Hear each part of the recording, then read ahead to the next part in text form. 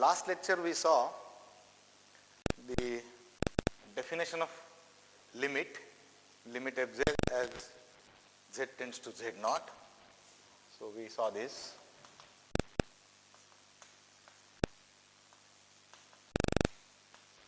Equal to L, this we saw last time, and evaluated two particular limits, that is limit of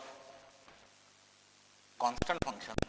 So fz at z tends to z naught is k if fz equal to k, a constant function.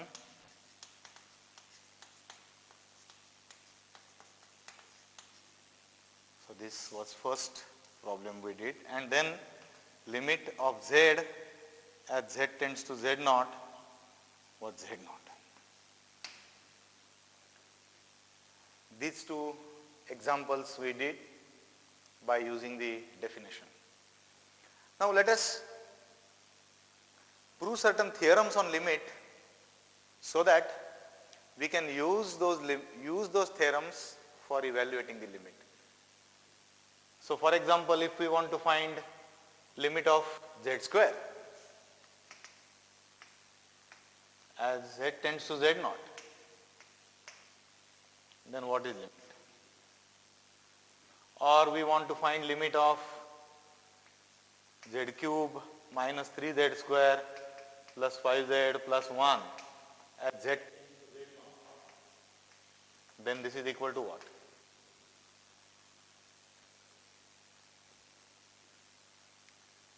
So for finding these limits,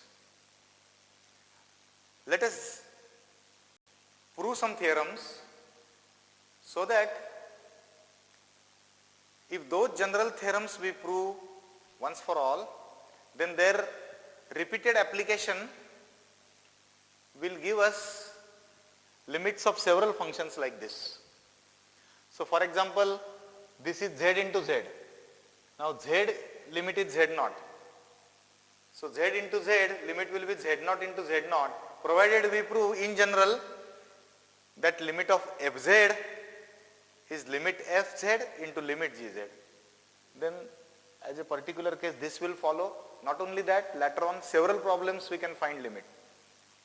So once for all, if we prove a theorem, then that epsilon delta argument that we are doing in these particular cases, because there was no theorem available, we don't have to do separately in every problem.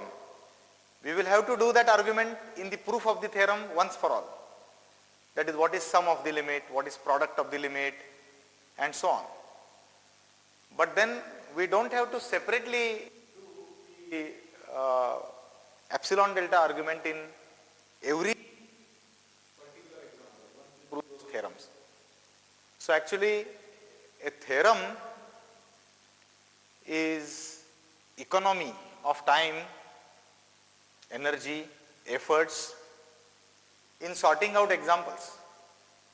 Okay, so one theorem is proved, then that is applicable to several examples, and then it is easy to find the limits by using the theorems. Okay. Before we go to proving certain theorems on limits, let us see some inequalities. Okay. So some standard inequalities. Standard inequalities.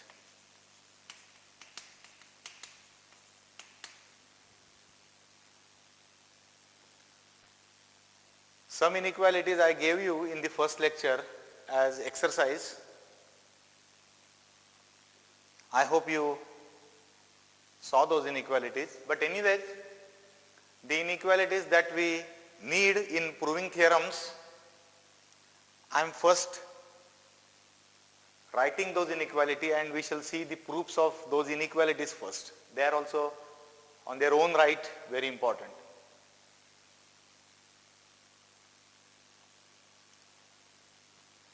So first inequality is modulus of, so suppose z is a complex number as usual, now that I will not write. Modulus of real part of z is less than or equal to mod z.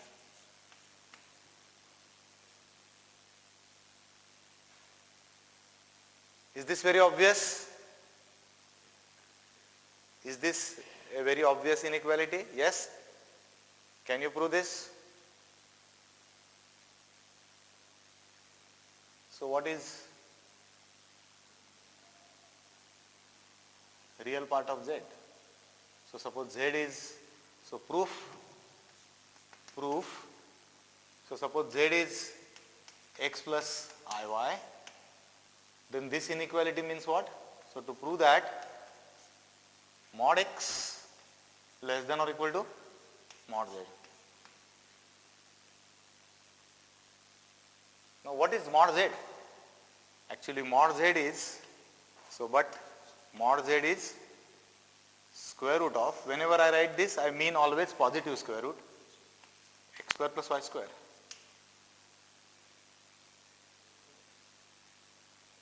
So is this clear? That mod x will be less than or equal to, or mod x will be equal to root x square. Okay, so mod x is positive square root of x square, which is less than or equal to x square plus y square. Okay, this is nothing but mod Z.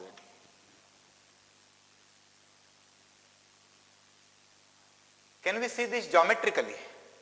Can we see this geometrically?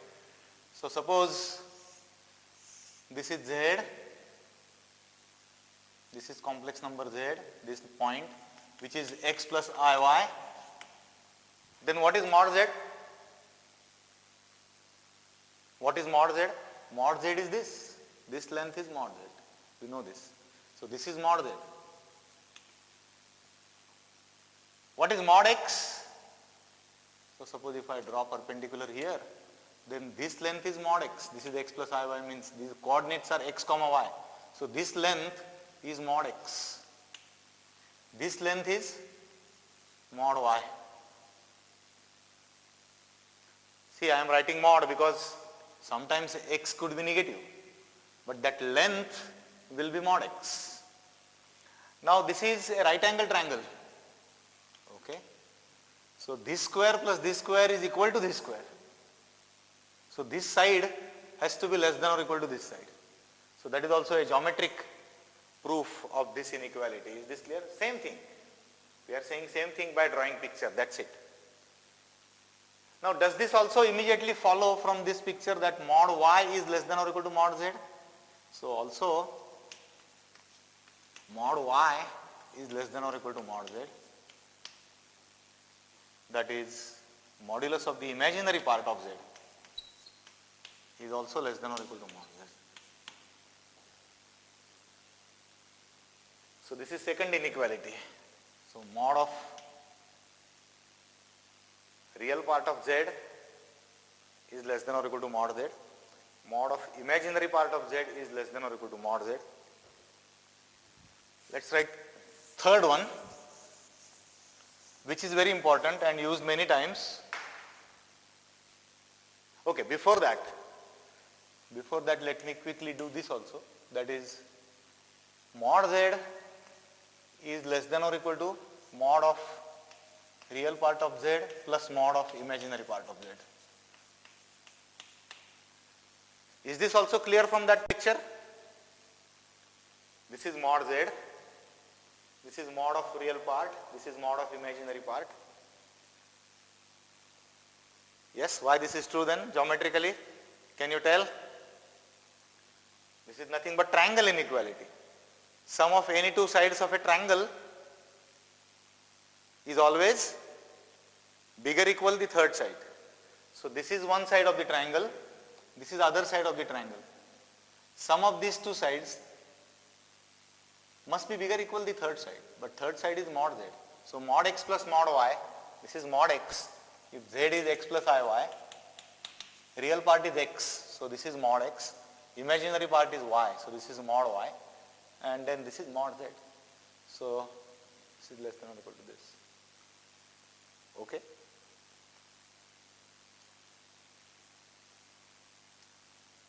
Yeah, I can give a small exercise from school geometry. You try to do this.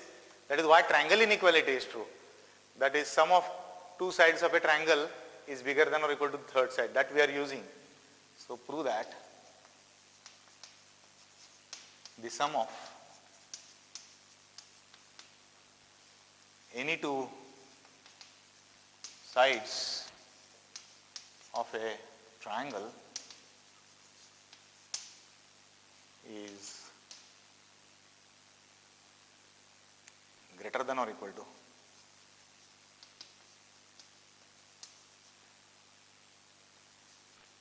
to the third side. This is really the triangle inequality. Okay. So actually you take a triangle and try to show that this plus this is less than or equal to this. So this is a exercise in school geometry. So try to do this. It is worth doing. See, we keep using these inequalities every now and then, and the basic geometry involved in that statement of inequality, if we don't know the proof, then it is time that we go back and do that proof. So please do that. That is, suppose this is A, this is B, then this is C, then show that AB plus AC is bigger equal BC, or any two sides you may take. Okay. So try to do this. Alright, that we have used now for this triangle. Okay. Alright. Now next is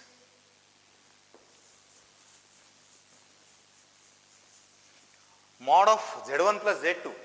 Okay. So let me write mod of Z plus W, yes, is less than or equal to mod Z plus mod W.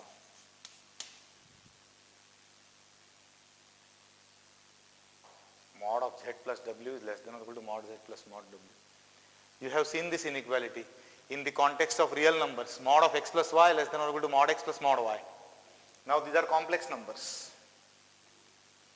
So one way of proving this is algebraic, is you take z equal to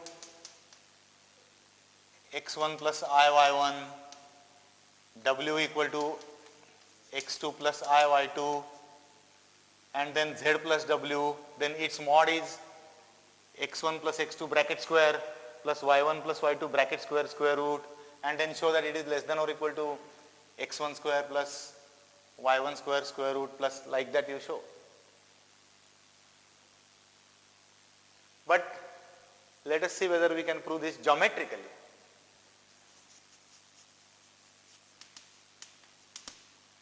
So let's draw z and w. So this is z, suppose, and suppose this is w.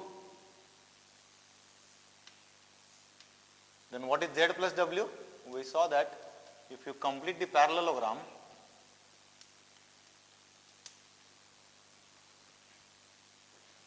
then this vertex represents z plus w. So this line, so this length is mod z plus w, this length is mod z,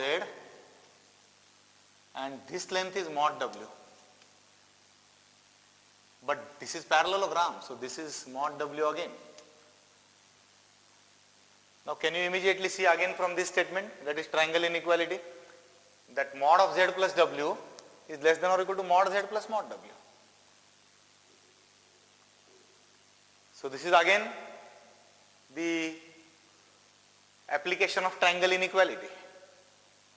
That is, this one side is mod of z plus w. This was our construction of z plus w. Whenever there is a complex number z and there is another complex number w, we can algebraically add x1 plus x2 plus I times y1 plus y2. But that exactly represents the point which you obtain by completing the parallelogram in this way. And then it is easy to see why this holds. Okay. This was fourth. The inequality 5 you may need is mod of mod z minus mod w is less than or equal to mod of z minus w. mod of mod z minus mod w is less than or equal to mod of z minus w. Now this immediately follows from this. You want to try for 2 minutes?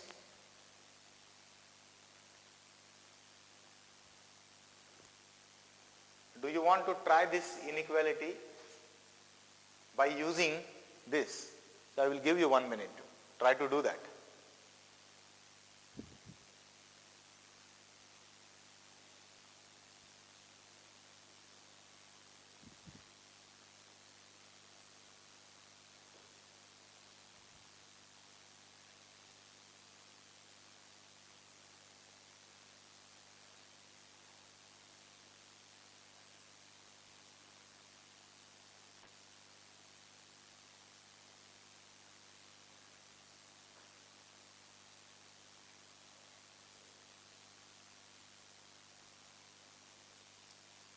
Yes? Done? Can you do this?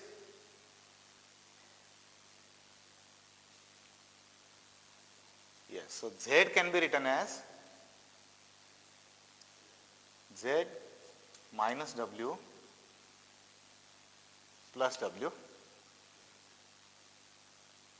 So mod of this is less than or equal to mod of this plus mod of this. So mod Z is less than or equal to mod Z minus W plus mod W. Clear? So I will take this term to left hand side.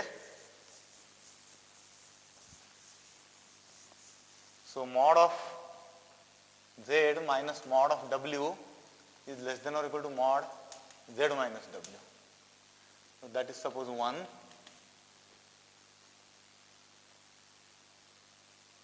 Similarly, I can start with W. W can be written as W minus Z plus Z.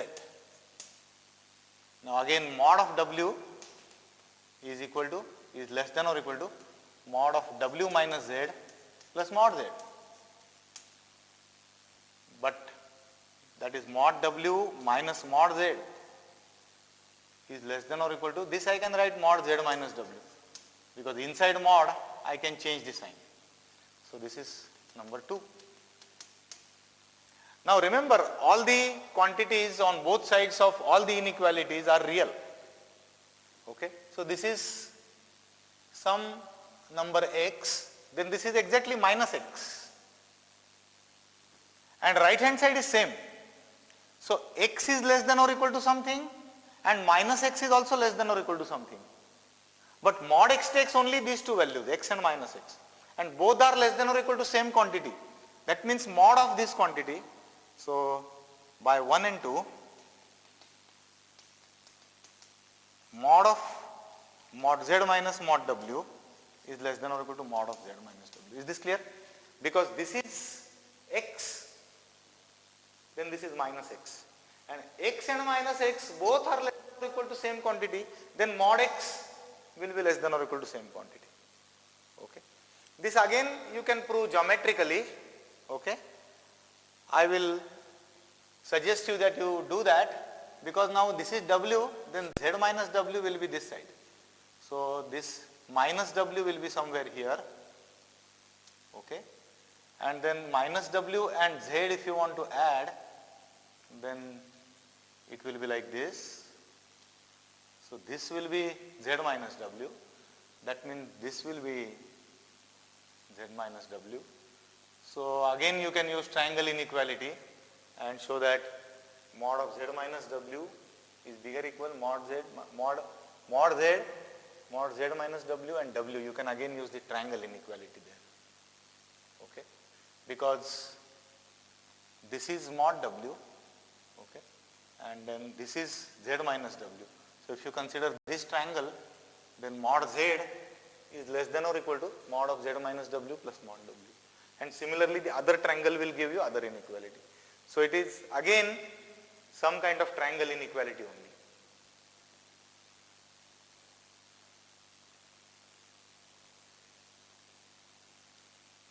Okay.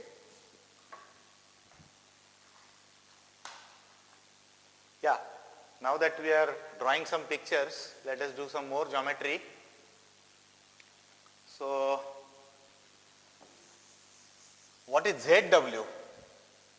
What is product? So we want to see that mod of Z1 Z2 is actually equal to mod Z1 into mod Z2. Okay. So let's see.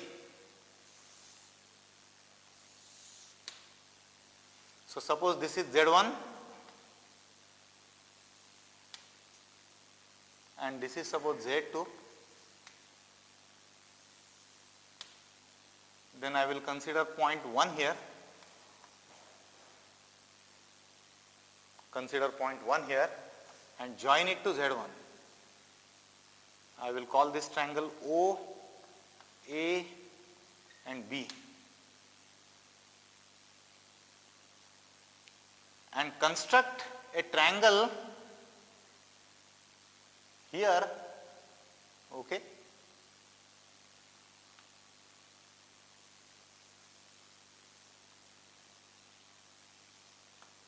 which is similar. So O, so suppose this point is C and this point is D, then construct ODC similar to OAB.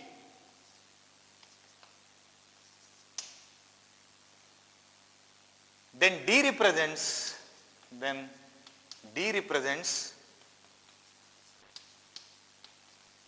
Z2. So A was given, C was given, Z1 was given, Z2 was given.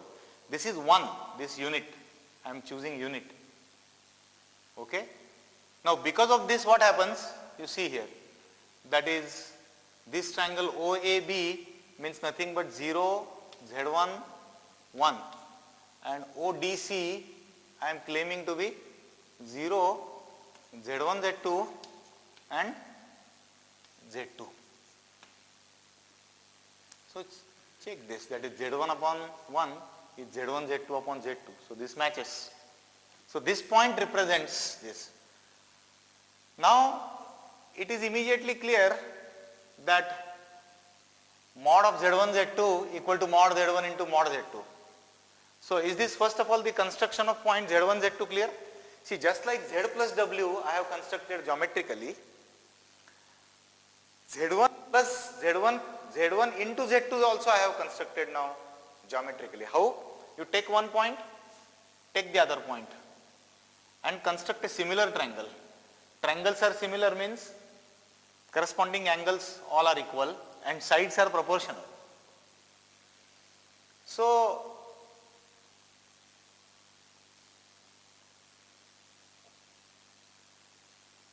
OA upon OB,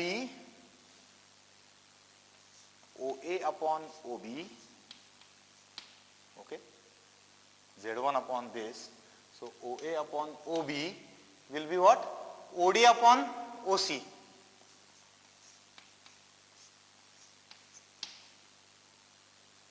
By similarity of triangles. But what is OA? OA is mod Z1. What is OB? OB is 1 is equal to what is OD? OD is mod Z1 Z2 because this I am saying that D represents Z1 Z2. So this length is mod Z1 Z2. And what is OC? OC was mod Z2. Therefore we get mod Z1 Z2 is equal to mod Z1 into mod Z2. Is a geometric proof of this equality. Mod of Z1 Z2 is mod Z1 into mod Z2 by similarity of triangles. See, I always want you to recall school geometry so that you get chance to use that, and complex analysis or complex variables should provide you that chance because you are working in the plane. So if you are playing with the points in the plane, why not use plane geometry? And therefore we have taken this opportunity to use plane geometry, similarity of triangles, and then you come to know also how to construct multiplication, because when we construct addition, is it not very natural question to ask how to represent complex number which represents the product? Remember, asking questions is very important. Asking questions is very, very important, but many times we miss the question because we are just trying to understand what is told. Therefore, the active part, that is, if this is there, then what is true? If that condition is violated, what will happen? That many times we do not tend to think. But I urge you that you develop this habit, that something is going on, then try to understand, but try to think beyond that and try to ask questions. So this is one instance we see how to define addition geometrically. Immediately, a valid question is that how to represent product geometrically. Now, though it is not asked, I have answered that this is how one represents product geometrically, and then everything about the product you can actually do this from this geometric picture. For example, you have proved this. Now, for example, you want to prove that argument of Z1, Z2. What can you say about argument of Z1, Z2? Let us see from this picture. Okay. So, this is argument of Z1. You know what is argument. This is argument of Z2. Okay. So, this angle is theta 1 and this is Z2, therefore this is argument of Z2. This is Z1, therefore this is argument of. So, this angle is theta 2. So, which angle, let me write precisely. So, BOA is theta 1, which is argument of Z1. And what is argument of Z2? That is BOC, because this ray is Z2. So, this is BOC is argument of Z.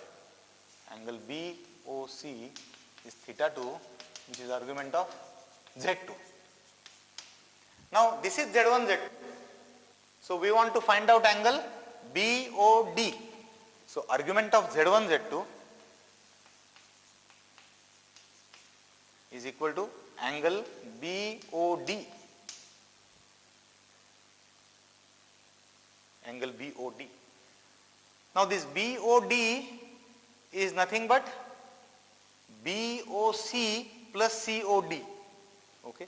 So, this is angle BOC plus angle COD.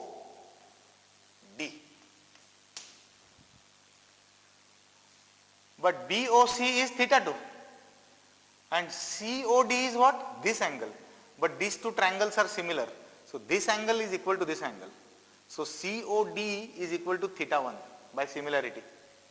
So, BOC is theta 2, whereas COD is theta 1 by similarity.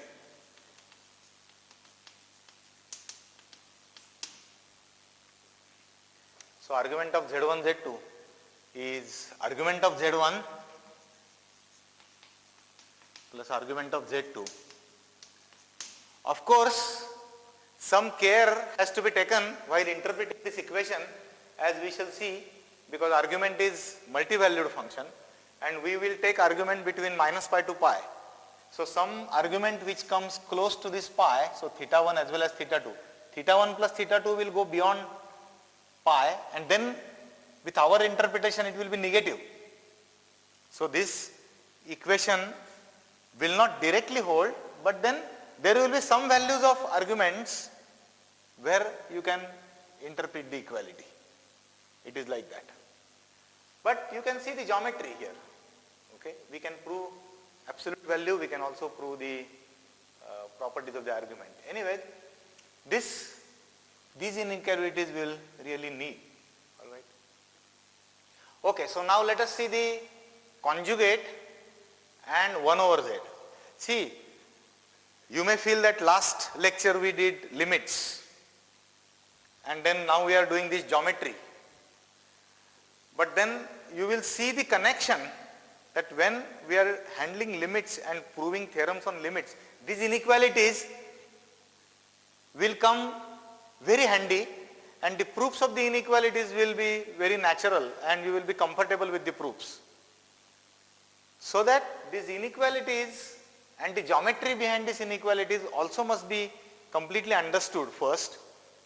We are doing this for limits only. Don't think that that I am doing this only for proving limits or theorems on limits. So it is in continuation of what we did last time. And we will see this, how these inequalities are used. But suddenly in the proof, you will see that something is less than or equal to something.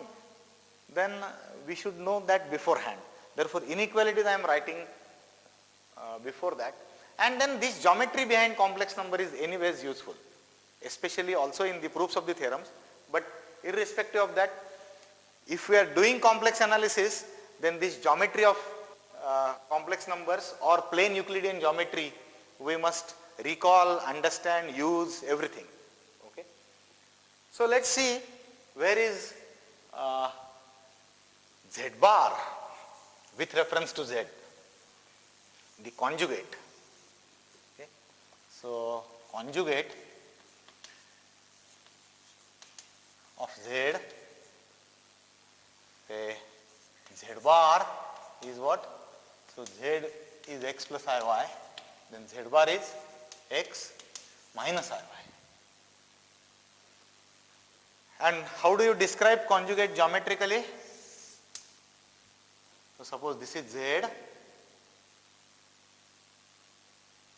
let me take here, so suppose this is z, then where do you expect z bar to be? Where do you expect z bar? This is z means coordinates are x comma y, and now coordinates of z bar are what? X comma minus y. So where this point will go? In which quadrant? It will go here, because x coordinate will remain same, y coordinate will become negative. So it will be exactly here.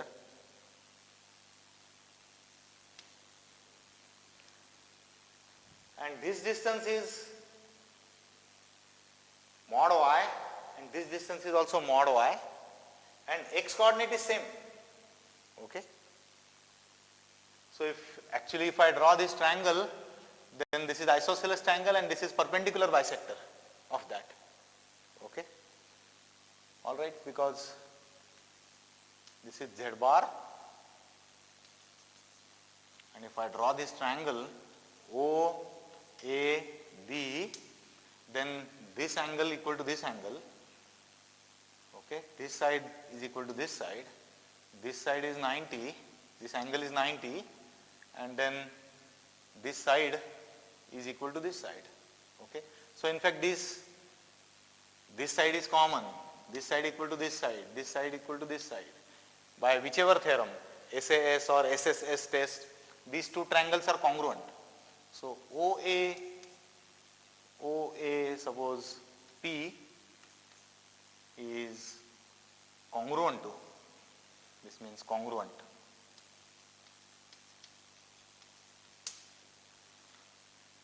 OAP is congruent to OBP.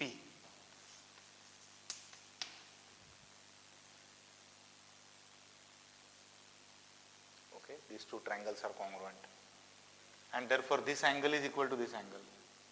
Okay, also. Now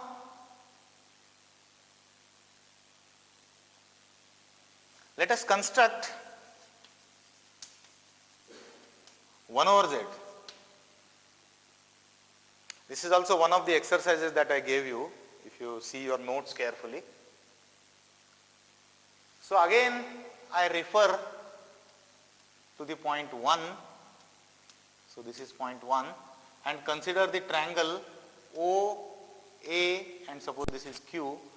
So OAQ means it is 0 Z1.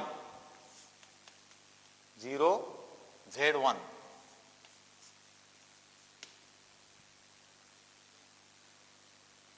Now I want triangle which is similar to this, and its one side is OQ. Okay.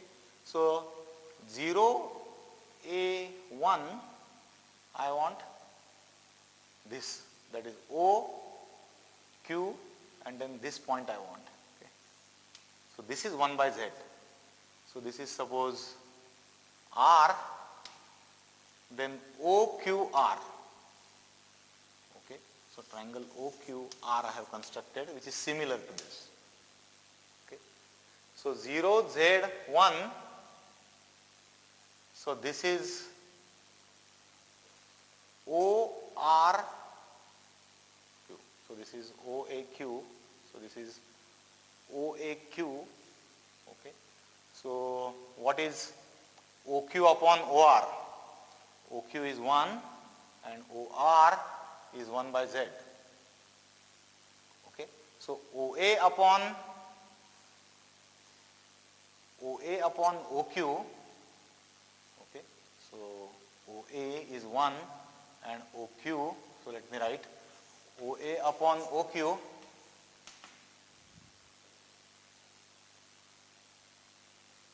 is Z by 1. So this is mod Z by 1.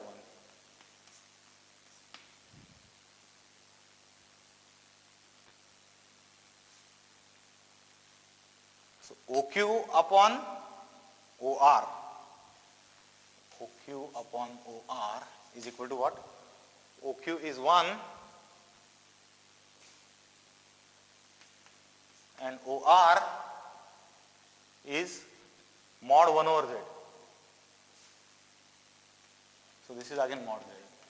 So see this, because of this I am just verifying that these two triangles are similar.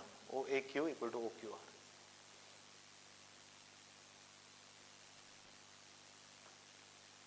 So the argument of 1 over Z is also this minus theta. These two angles are same, but this orientation is negative. So argument of 1 over Z is also minus theta if argument of Z is theta.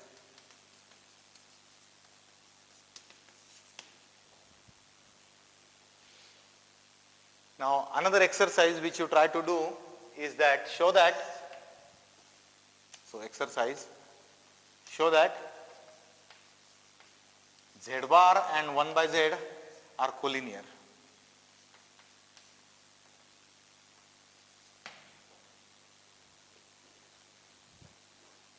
This was Z bar and I constructed this triangle which represents 1 over Z. Show that these points are collinear. Okay. All right. Now this was geometry that I wanted to tell you before we get into the proofs of the theorems. So now let me write the theorem for finding the limits and then see the theorem. So what is theorem that we want to see? So the important theorem that I want to write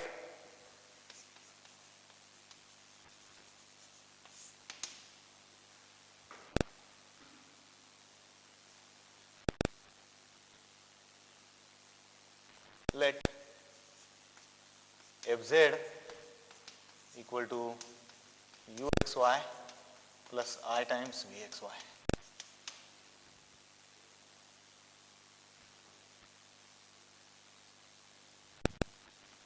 Z naught equal to x naught plus I times y naught. And W naught is equal to U naught plus I times V naught. So suppose these are the quantities. This is a fixed number. We want to talk about limit of Fz as Z tends to Z naught. Okay. And then we want to write this limit in terms of limits of these two functions. Okay. So the statement says that then limit of Fz at Z tends to Z naught is equal to W naught if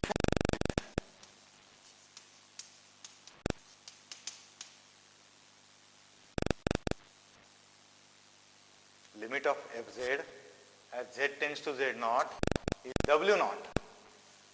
If and only if, yes, can you guess? Now I want to write if and only if limit of uxy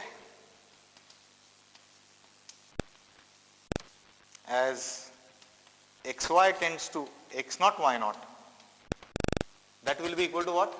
Can you guess? This is real part of f, this is imaginary part of f. W naught is limit of f, u naught is real part of the limit and v naught is real part of the limit. So if this tends to this will tend to what? U naught. So natural thing is u naught and limit of vxy as xy tends to x naught y naught is v naught. So read this theorem carefully again.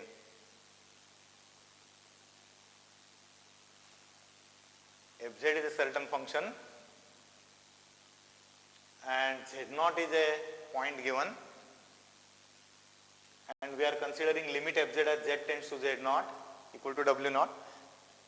Throughout the last lecture we discussed when can we say that limit is equal to certain complex number. We saw that last lecture. Now if this happens, then this limit must be this and this limit must be this. And conversely, z function is real and imaginary parts, and if these limits exist and this limit is some number, that limit is another number, then this addition is going to be limit of fz. So that is meaning of if and only if.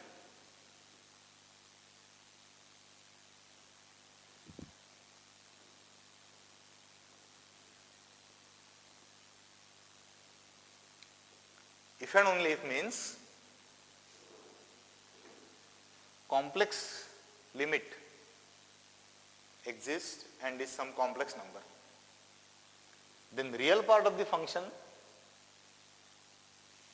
tends to the real part of the limit and imaginary part of the function tends to the imaginary part of the limit. That is how it is. Okay? Have you understood this statement? This statement is going to be useful in proving many further theorems on limits as well as in actually computing the limits, which we are going to do. Okay. So let's again now recall the definition of limit again, which we will be doing again and again. So definition of the limit has to be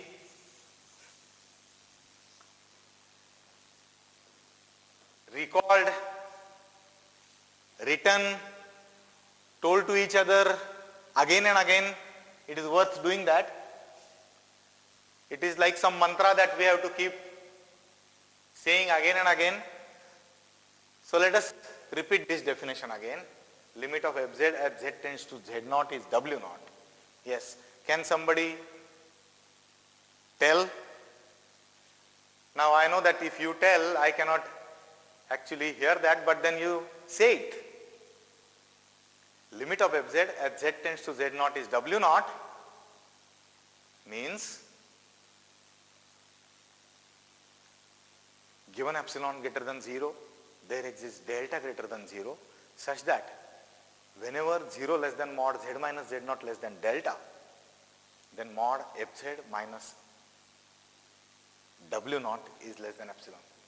At that time it was L, now limit is w0. I will repeat again. Limit fz at z tends to z0 is w0 means when epsilon greater than 0, there exists delta greater than 0 such that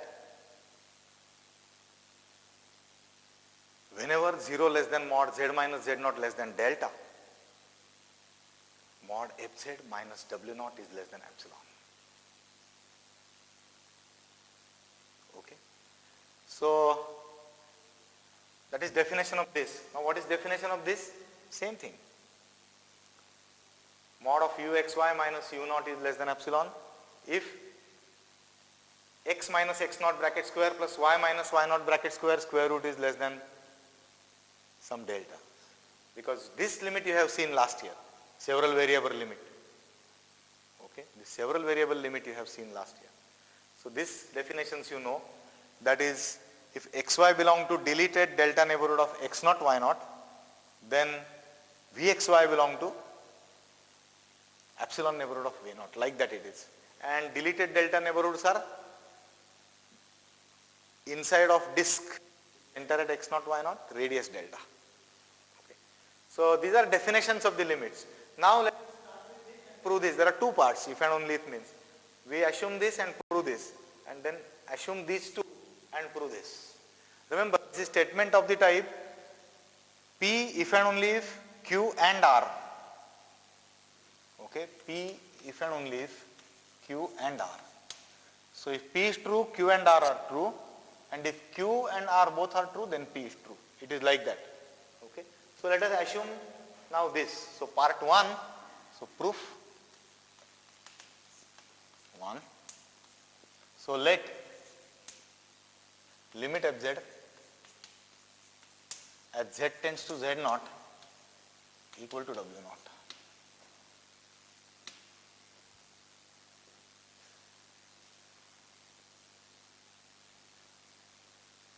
Equal to w naught. That means what is given? So therefore, now we want to prove these two limits. Remember, now our objective in this part is prove that this is u naught and this limit is v naught. Okay. So but this means what? So let us see. So let epsilon positive be given. Let epsilon positive be given. Now, moment you give epsilon, because this limit exists and is equal to w naught, what is going to happen? There exists delta. Immediately we get a delta. So, given epsilon, so we get a delta greater than 0 such that what happens? If 0 less than mod z minus z naught is less than delta, then mod fz minus w naught is less than epsilon. This is given. This will happen and such delta will exist because this limit exists and is equal to w naught. Now we want to prove uxy minus u naught is less than epsilon whenever xy belong to deleted delta neighborhood of x naught y naught.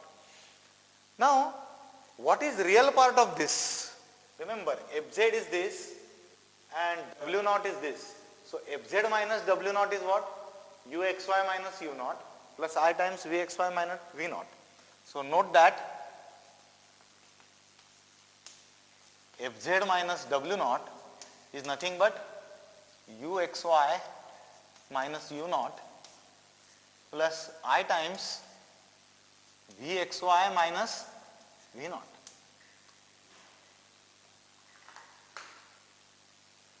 So what is real part of fz minus w naught? Therefore, real part of fz minus w naught is equal to uxy minus u naught. Clear? This is complex number. This is real part. This is imaginary part. If you change z, x change. So this is a function of z. So as a function, this is real. This function. Okay. Now, mod z minus z naught is less than delta. Okay. So if mod z minus z naught is less than delta. Okay. This means what? So if, now see the argument. If mod z minus z naught is less than 0 less than, of course, deleted neighborhood we are taking, less than delta, then 0 less than, so this is same actually, then means what? It is equivalent. So this is z is x plus iy, this is x naught plus iy naught. So x minus x naught bracket square plus y minus y naught bracket square root, this is exactly this mod.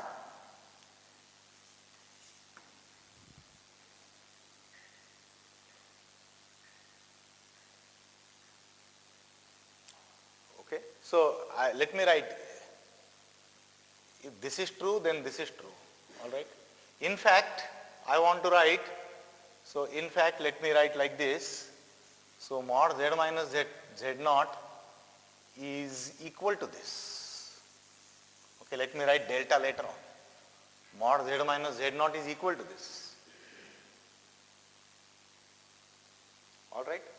So therefore, I will write if 0 less than root x minus x naught bracket square plus y minus y naught bracket square is less than delta, which same delta I am taking, which exists here. If this is less than delta, then now this quantity is same as mod z minus z naught, then mod z minus z naught is less than delta. But if mod z minus, if this condition is satisfied, this is satisfied. Therefore, mod fz minus w naught is less than epsilon. By this given, this was given. This is satisfied, then this is satisfied. Now we use our inequality that we proved, that real part of something, its absolute value is less than or equal to mod. So now real part of fz minus w naught, modulus of this, is less than or equal to actually mod of this quantity. Real part of z, absolute value, mod of real part is less than or equal to mod of z. We just now saw the beginning of the. But real part of fz minus w naught is what? So therefore, modulus of uxy minus u naught. Okay. Now this fz minus w naught is less than epsilon. So remember, this is there. So if this is less than delta, okay, then this is less than epsilon. Okay, let me write. So if, okay, so this is less than epsilon, if 0 less than root x minus x naught bracket square plus y minus y naught bracket square less than delta. Let me explain again. If this quantity mod z minus z naught is equal to this, therefore whenever this is less than delta, mod z minus z naught is also less. But whenever mod z minus z naught is less than delta, mod fz minus w naught is less than epsilon. Okay. But mod real part of this, that is ux naught minus u naught is what? Is less than this. But this is less than epsilon. Therefore, this is less than epsilon. So whenever this condition is satisfied, this is satisfied. So this is same as writing what? Limit of uxy as xy tending to x naught y naught is equal to u naught. This is given, remember, this is given, therefore we get this, therefore we will get this, but this side is bigger than this side, but this is nothing but this. So whenever this is less than epsilon, this will be also less than epsilon. But when this will be less than epsilon? If this is less than delta. But if this is less than delta, this is less than delta. Like that it is. You go through the proof again. So we have proved this. Now certainly it is worth that you try the proof of the other, that is Vxy, same proof. You will start with what? This quantity. You will use same delta. Now this will be less than delta, then this will be less than delta. But this less than delta, therefore this will be less than epsilon, that is given. But now we have proved that imaginary part of this is also mod of imaginary part is also less than or equal to this. So this will get replaced by what? Vxy minus V naught. So you will get that whenever this is satisfied, Vxy minus this is also less. So we have proved that this side implies this. Now let us do the other side. Let us do the other side. So this exercise I want to write is that prove that limit Vxy as xy tends to x naught y naught is V naught. Now let us do the other part.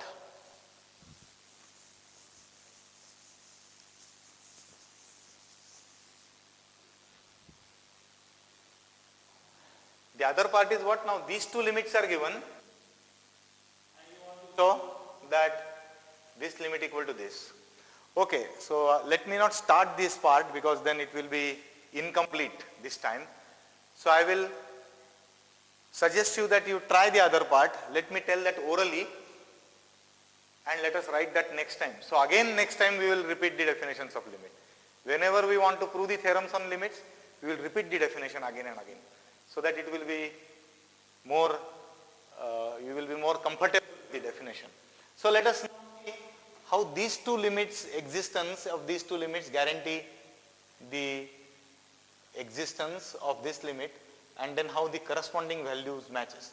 So now you are given that there are two real functions of two variables, uxy and vxy, and you have uxy as xy tends to x naught y is u naught, and vxy as xy tends to x naught y naught is v naught. So these two functions are given, and as limit of a function of two real variables, it is given to you that this is u naught and this is v naught, and then you construct complex number times v naught, and then you want to prove that this function fz, whose real and imaginary parts were uxy and vx, it tends to w naught as the definition of the limit of complex valued function of a complex variable that we have defined. So how to prove this? Now these two limits are given. Means what is given? Suppose you start with epsilon positive. See, you want to hit this, that is for every epsilon you want to find a delta such that what must happen? Mod of fz minus w naught should be less than epsilon whenever z is in the deleted delta neighborhood of z naught.